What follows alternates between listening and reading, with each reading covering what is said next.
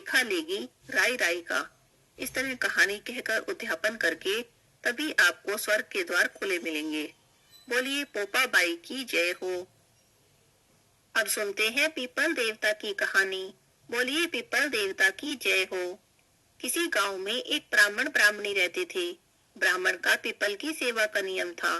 ब्राह्मण देवता रोज पीपल देवता की पूजा करते, जल से सींचते और परिक्रमा करते, दिया जलाते और उसी के बाद कुछ भी अन्न जल ग्रहण करते। बिना पीपल की पूजा किए तो पानी की एक बूंद भी ग्रहण नहीं करते थे। इस तरह से पीपल देवता की पूजा करते करते ब्राह्मण को पूरा जीवन बीत गया।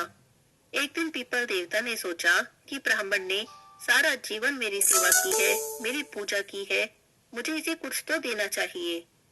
जब अगले दिन ब्राह्मण पीपल की पूजा करने के लिए आए, तब पीपल सींचकर परिक्रमा कर रहे थे, तो पीपल में से आवाज आई, तू मांग मैं देऊं, तू मांग मैं देऊं।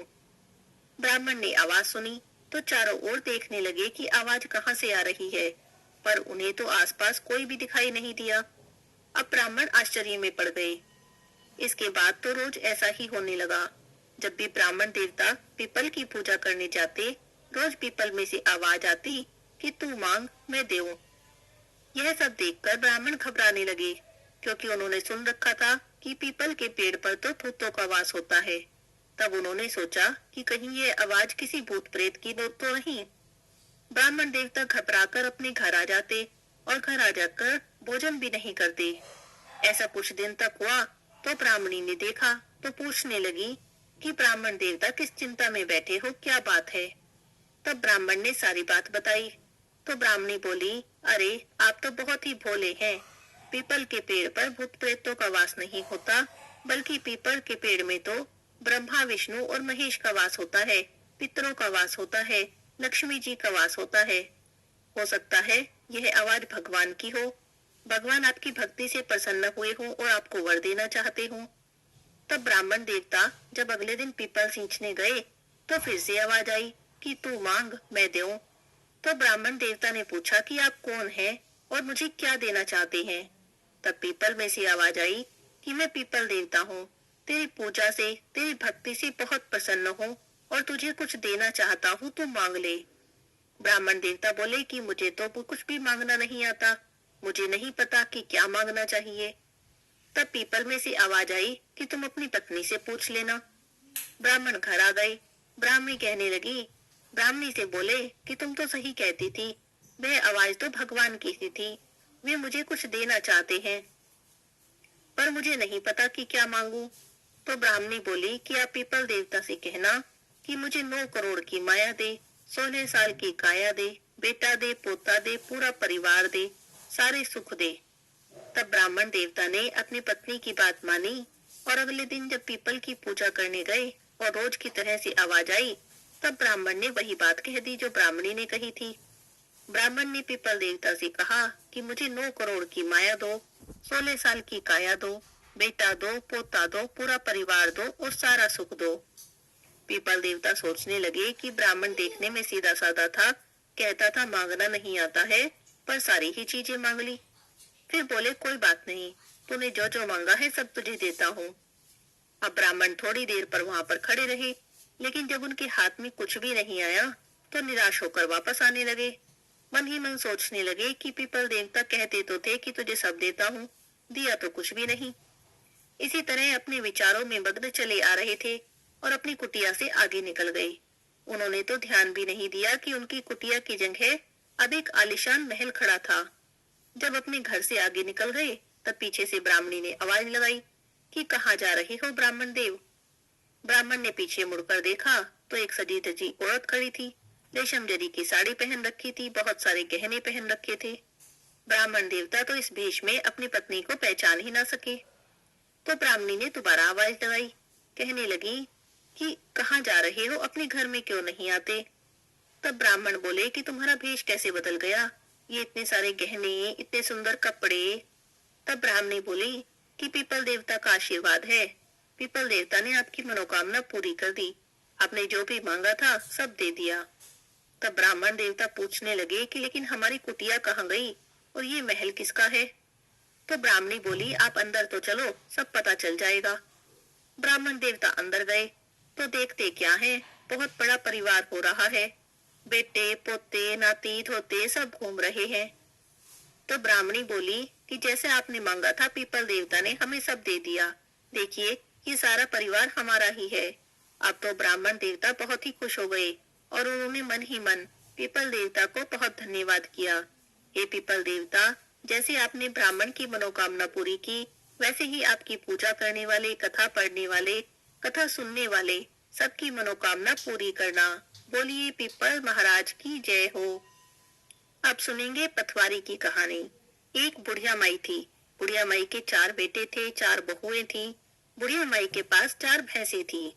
आया कार्तिक का महीना तो बुढ़िया माई अपनी बहुओं से बोली कि मैं तो कार्तिक स्नान करने जा रही हूँ, तुम सभी एक एक भैंस ले लो। 1 महीने बाद आऊंगी तो देखूंगी तुम में से किसने सबसे ज्यादा घी जमा किया है। अब उसकी 3 बड़ी बहुएं तो बड़ी चालाक थी, लेकिन छोटी बहू बड़ी सीधी सादी थी। उसे न दूध पिलोना आता था और न घी निकालना आता था। अब सासू माँ तो एक एक भैंस देकर कार्तिक स्नान को चली गई। तो तीनों देवरानी जेठानी आपस में योजना बनाने लगी कि अब देखते हैं ये क्या करेगी, क्योंकि इसे तो ना दूध पिलोना आता है और ना घी निकालना आता है। अब सासू छोटी से ज्यादा प्यार करती थी, इसीलिए वे तीनों उससे जलती थी। अगले दिन सबसे छोटी बहू अपनी जेठानियों से पूछने लगी कि कैसे दूध पिलाऊं, कैसे घी निकालूं, तो उसे किसी ने कुछ नहीं बताया। अब वह तो बड़ी भोली भाली थी, बहुत दुखी हुई। उसका रोज मंदिर जाने का नियम था। वो घर का सारा काम करके मंदिर में गई तो देखने लगी कि वहाँ सभी औरतें पथवारी की पूजा कर रही थी। तो उसने पूछा, क्या कर रही हो? वे बोली कि कार्तिक का महीना शुरू हो गया है, इसीलिए पथवारी की पूजा कर रहे हैं। उस दिन मंदिर में बहुत सारी संगत भी रुकी थी कार्तिक स्नान करने के लिए। तब बहू ने क्या किया, सारा दूध दही ले जाकर तो संगत को पिला दिया और पथवारी की पूजा करके घर आ गई। अब वो रोज ऐसे ही करने लगी। दूध दही बेकार होगा, इससे तो अच्छा है कि कार्तिक स्नान करने वाले को ही पिला दूं। तो उसने सारा दूध दही तो कार्तिक स्नान करने वालों को पिला देती, पथवारी की पूजा करती और घर आ जाती। करते करते पूरा महीना हो गया। 3 बहुओं ने तो डिब्बा भर के घी जमा कर लिया। अब छोटी बहू तो बेचारी बड़ी डर गई कि अब सासू जी आएंगी, पूछेंगी घी कहाँ है, मैं क्या कहूंगी। तो वो तो पथवारी के पास जाकर उदास होकर बैठ गई। पथवारी ने पूछा कि ऐसे उदास क्यों बैठी हो? तब उसने कहा कि कल मेरी सासू जी आएंगी, उन्होंने कहा था घी जमा करना, मैंने तो कुछ भी नहीं किया, अब क्या दूंगी। तब पथवारी माता बोली कि तू 4 कंकड़ ले जा, जाकर 4 डिब्बों में डाल देना, तेरा एक एक डिब्बा घी से भर जाएगा, तो ऐसे तेरे 4 डिब्बे हो जाएंगे। अब वो वहां से 4 कंकड़ उठाकर लाई और उसने 4 डिब्बों में डाल दिए। उसके 4 डिब्बे घी के भर गए। अगले दिन सासू जी आई और बोली कि लाओ दिखाओ किसने कितना घी जमा किया। तो तीनों बहुएं जो बड़े वाली थी खुशी खुशी अपना अपना डिब्बा लेकर आई और सोचने लगी कि अब सास ऐसे इसको डांट पड़ेगी, क्योंकि इसने तो कभी घी पिलोया ही नहीं, दूध पिलोया ही नहीं, घी निकाला ही नहीं। जब छोटी का नंबर आया तब वो 4 डिब्बे लेकर आई। तो सब कहने लगी कि तुमने तो कभी दूध नहीं जमाया, कभी पिलोया नहीं, तो इतना घी कहाँ से लाई।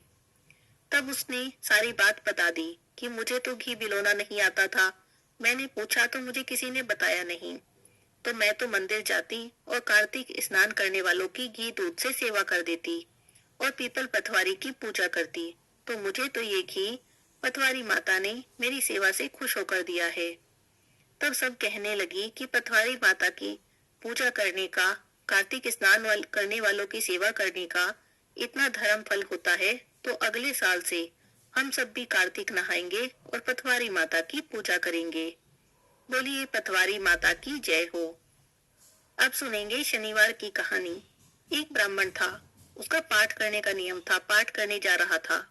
रास्ते में शनिश्चर महाराज मिले तो ब्राह्मण ने पूछा कि कहाँ जा रहे हो। तब शनिश्चर भगवान बोले कि राजा के लगने जा रहा हूँ। ब्राह्मण ने सोचा कि राजा के लगेगा सारी प्रजा दुखी होगी, तो उसने शनिश्चर भगवान से कहा कि तुम मेरे लग जाओ। तब शनिश्चर भगवान बोले कि कितने समय के लिए लगूं? तो ब्राह्मण कहने लगा कि 7 साल की ना ओटी जाए, 5 साल की ना ओटी जाए, 2.5 साल की ना ओटी जाए, सवा साल की ना ओटी जाए, तो उसने सवा पहर की ओट ली और नदी के किनारे जाकर बैठ गया। सोचने लगा कि सवा पहर तो पूजा करने में ही बीत जाएगा। आसन बिछाकर पाठ करने लगा। ओम नमो भगवते वासुदेवाय नमः 5 बार कह के माला फेरने लगा। नदी में 2 मतीरे बहे जा रहे थे। उसने निकालकर अपने पास रख लिए। साढ़े साती के फेर से राजा के लड़कों के सिर बन गए।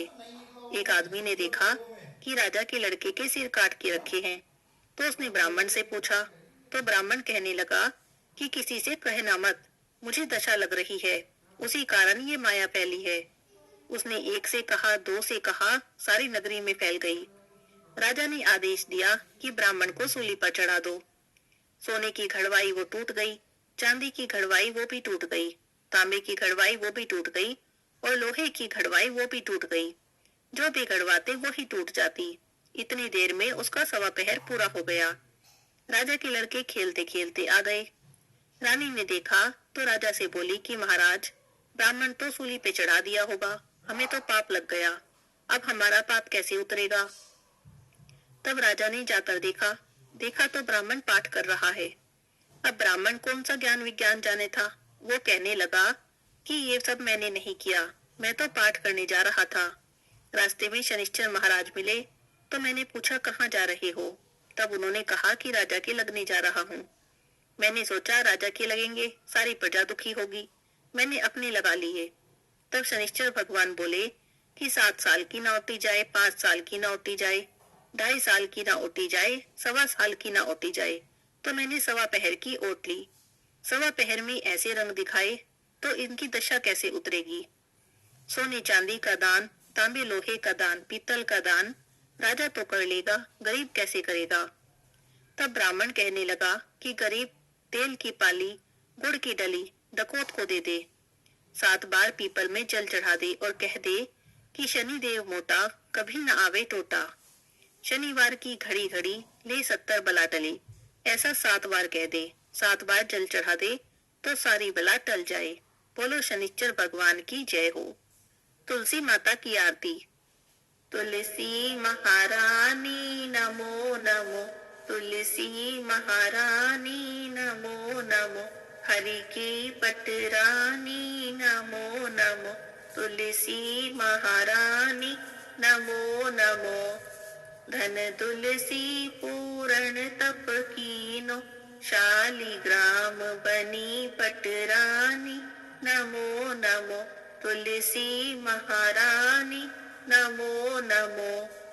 जहाँ के पत्र मंजरी कोमल, श्रीपति कमल चरण लपटानी नमो नमो, तुलसी महारानी नमो नमो, तुलसी महारानी नमो नमो, हरि की पटरानी नमो नमो।